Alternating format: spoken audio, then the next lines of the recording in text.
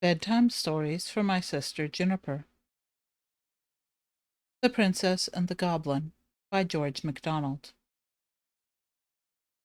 Chapter 20. Irene's Clue. That same morning early, the princess woke in a terrible fright. There was a hideous noise in her room, creatures snarling and hissing and rocketing about as if they were fighting. The moment she came to herself, she remembered something she had never thought of again, what her grandmother told her to do when she was frightened. She immediately took off her ring and put it under her pillow. As she did so, she fancied she felt a finger and thumb take it gently from her palm. It must be my grandmother, she thought to herself, and the thought gave her such courage that she stopped to put on her dainty little slippers before running from the room. While doing this, she caught sight of a long cloak of sky blue thrown over the back of a chair by the bedside. She had never seen it before, but it was evidently waiting for her. She put it on, and then, feeling with the forefinger of her right hand, soon found her grandmother's thread, which she proceeded at once to follow, expecting it would lead her straight up the old stair. When she reached the door, it went down and ran along the floor, so she almost had to crawl in order to keep a hold of it. Then, to her surprise, and somewhat to her dismay, she found that instead of leading her toward the stair, it turned in quite the opposite direction. It led her through certain narrow passages towards the kitchen, turning aside ere she reached it, and guiding her to a door which communicated with a small backyard. Some of the maids were already up, and this door was standing open. Across the yard, the thread still ran along the ground until it brought her to a door in the wall which opened up on the mountainside. When she passed through, the thread rose to about half her height, and she could hold it with ease as she walked. It led her straight up the mountain. The cause of her alarm was rather less frightful than she supposed. The cook's great black cat, pursued by her housekeeper's terrier, had bounced across her bedroom door, which had not been properly fastened, and the two had burst into the room together and commenced a battle royal. How the nurse came to sleep through it was a mystery, but I suspect the old lady had something to do with it.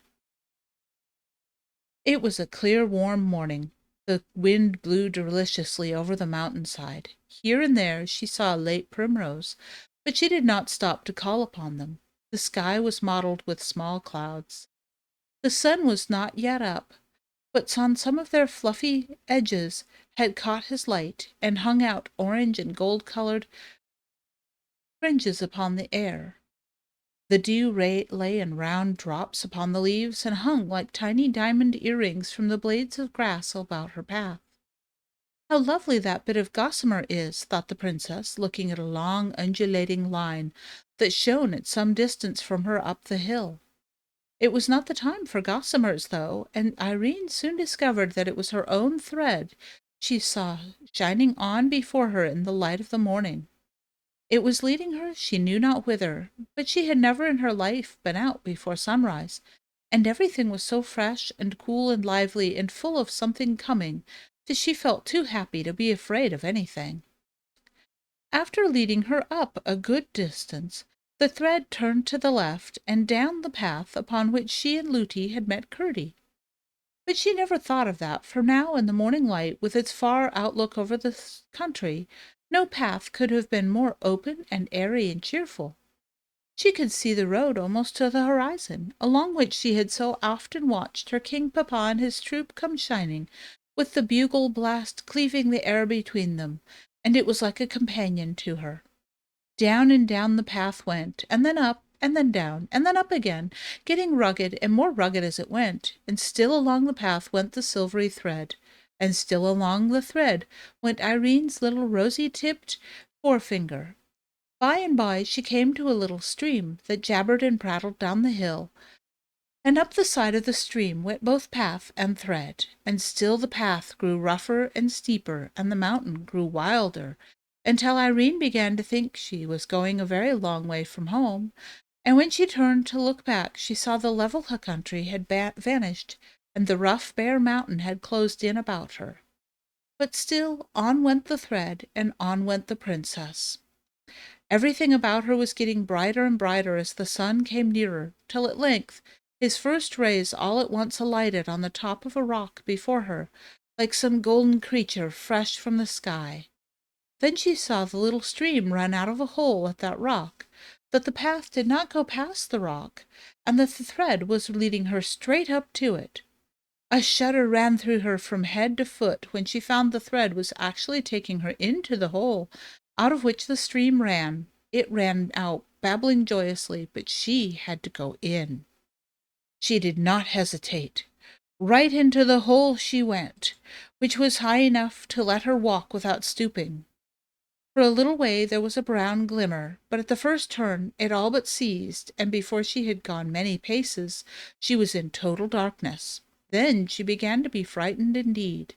Every morning she kept feeling the thread backwards and forwards, and as she went further and further into the darkness of the great hollow mountain, she kept thinking more and more about her grandmother, and all that she said to her, and how kind she had been, and how beautiful she was, and all about her lovely room, and the fire of roses, and the great lamp that sent its light through stone walls. And she became more and more sure that the thread could not have gone there of itself, and that her grandmother must have sent it. But it tried her dreadfully when the path went down very steep, and especially when she came to places she had to go down rough stairs, and even sometimes a ladder. Through one narrow passage after another, over lumps of rock and sand and clay, the thread guided her till she came to a small hole through which she had to creep. Finding no change on the other side, shall I ever get back? She thought over and over again, wondering at herself that she was not 10 times more frightened, and often feeling as if she was only walking in the story of a dream. Sometimes she heard the noise of water, a dull gurgling inside the rock. By and by she heard the sounds of blows, which came nearer and nearer, but again they grew duller and almost died away. In 100 directions she turned, obedient to the guiding thread.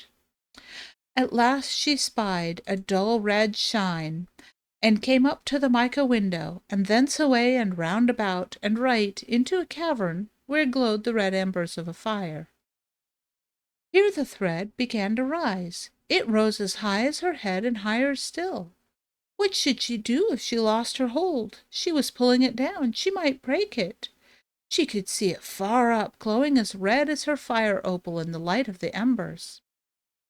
But presently she came to a huge heap of stones piled in a slope against the wall of the cabin. On these she climbed, and soon recovered the level of the thread, only, however, to find, the next moment, that it had vanished through the heap of stones, and left her standing on it, with her face to the solid rock. For one terrible moment she felt as if her grandmother had forsaken her. The thread which the spiders had spun far over the seas, and which her grandmother had sat in the moonlight and spun again for her, which she had tempered in the rose fire and tied to her opal ring, had left her, had gone where she could no longer follow it, had brought her to a horrible cavern, and there left her. She was forsaken indeed. When shall I wake? She said to herself in an agony, but at the same moment knew it was no dream. She threw herself upon the heap and began to cry. It was well she did not know what creatures, one of them with stone shoes on her feet, were lying in the next cave, but neither did she know who was on the other side of the slab. At length the thought struck her that at least she could follow the thread backwards, and thus get out of the mountain and home. She rose at once and found the thread, but the instant she tried to feel it backwards, it vanished from her touch. Forwards it led her hand up to the heap of stones, backwards it seemed nowhere. Neither could she see it as before in the light of the fire. She burst into a wailing cry and again threw herself down on the stones.